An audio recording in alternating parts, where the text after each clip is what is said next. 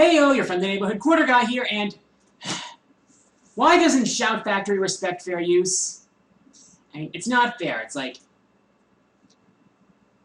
they themselves don't hold the rights to My Little Pony. Granted, I'm indifferent to My Little Pony, but even still, they need to respect the fact that these reviews are fair use. It just drives me batty that they don't understand that. I mean, after what Josh went through, it's like he had to wait out this one copyright claim only to see another slapped on him right as it ended. It's not fair. Simply put, I think Hasbro needs to find a new distributor for MLP. One that'll at least respect fair use.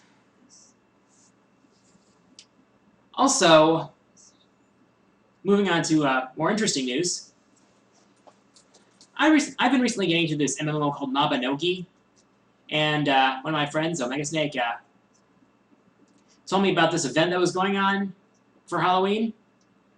I have to admit, this event was pretty fun. So if any of you out there play Mabinogi, the Haunted Labyrinth event is going on right now. Just so you know, Snake actually recorded a run through it with him and me, so he's probably going to post that. So if you want to know what the event's all about, you might want to see that. Also, for those of you who have the 3DS, I'm going to actually... there's a feature in it that involves the friend codes of people on your friend list. And for those of you who may be interested, I'm going to post my friend code down below. Just in case you might be interested, especially if you have Pokemon X or Y. Also, I am starting up a Steam group. It is going to be called the League of QG, and I'm going to have the link to this new Steam group in the description below, so just in case you're interested. I'm also probably going to post a bulletin, just in case not everyone watches this video. So it's going to be a group like other content makers have made: Rapid Luigi, Josh Scorcher, Fawful's Minion, and now me. So enough about that. Honored user questions. First question comes from 94 Terra GSR. He asks, what's your opinion on the Gen 6 roster? I have to admit it's sort of a quality over quantity thing. I like a lot of the Pokemon in Gen 6. Well, quite a few of them anyway. But I'm surprised at how small the roster is, in all seriousness. Don't get me wrong, there's still a lot of good Pokemon in it, like the legendaries, the starters, some of my favorites include, of the new group include Heliolisk,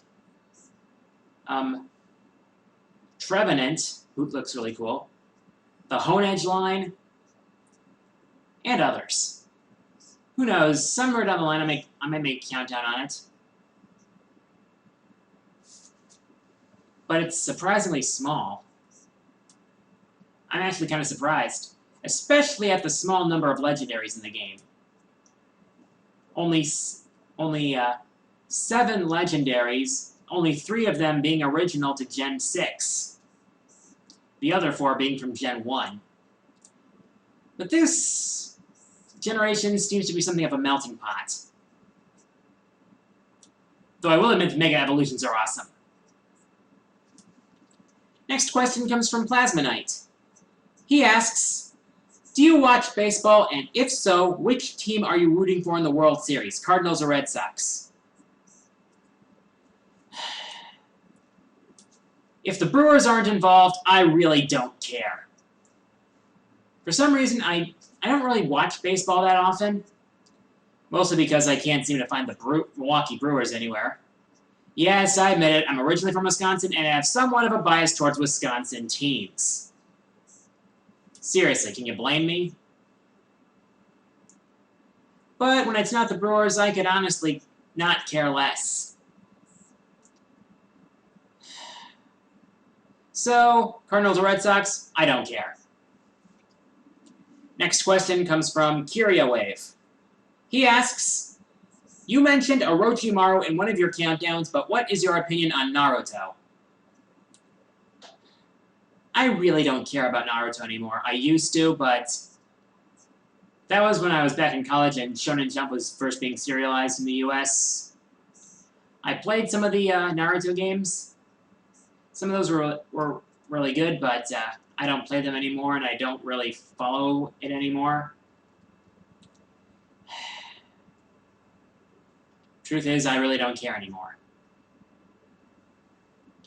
Next question comes from SpoonieBard13. He asks, what is the most obscure game you have ever played? There is a game for the NES based on Gilligan's Island, an old comedy from the 50s. At least I think it's from the 50s. Might have been later. But there is actually a game based on that series. And let's face it, Gilligan's Island isn't the kind of TV series that lends itself well to a video game. At all. I rented this game once, never bothered again, because it just doesn't lend itself well to a game. I'm sorry, that's just how it is. Anyway, last question. PokeSega64. He asks, what is a death battle that you want to see? Ragnar the Blood Edge versus Soul Bad Guy. Screw Attack, make it happen!